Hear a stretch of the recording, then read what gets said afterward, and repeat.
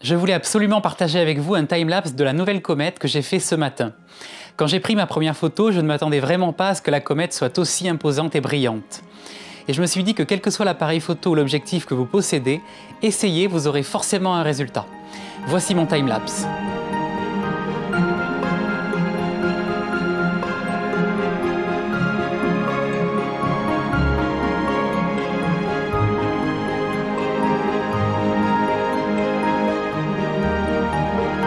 J'ai lancé ce timelapse entre 4h et 5h du matin en intégrant un premier plan pour vous donner une idée de l'étendue de la comète. Mon boîtier est le Nikon D750 et l'objectif utilisé est le Samyang 135 mm. J'ai ouvert le diaphragme au maximum, c'est-à-dire à f/d égale 2. J'ai choisi une sensibilité de 800 ISO. J'ai commencé avec des poses de 3 secondes, puis avec l'arrivée du jour, j'ai descendu l'exposition graduellement jusqu'à 1/4 de seconde à la fin du timelapse. Idéalement, il aurait fallu baisser graduellement la sensibilité, ce que je n'ai pas fait.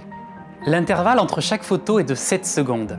Grâce à mon intervallomètre LR Timelapse Pro Timer, j'ai pu visualiser chacune de mes photos sur l'écran arrière et ainsi changer l'exposition au fur et à mesure.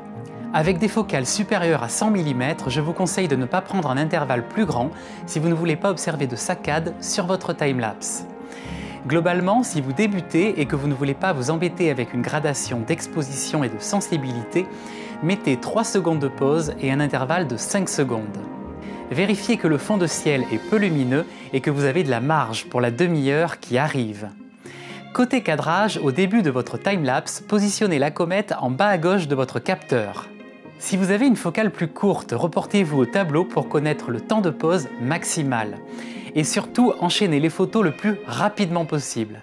Tout ça à ouverture maximale. N'oubliez pas d'intégrer un premier plan, il devrait bien se remarquer avec la lumière de la Lune. Toutes les infos dont vous avez besoin sont disponibles en description dans un article de Guillaume Canat, publié dans Le Monde. Je peux vous affirmer que la comète est bien visible à l'œil nu, pile poil au nord-est, là où se lève le soleil. Je pense qu'elle peut même l'être dans un ciel modérément pollué. Dans tous les cas, ne traînez pas trop, sa luminosité diminue lentement de jour en jour. Je vous dis à bientôt pour une nouvelle vidéo et je vous souhaite un bon ciel, avec quelques nuages rougeoyants à l'aube.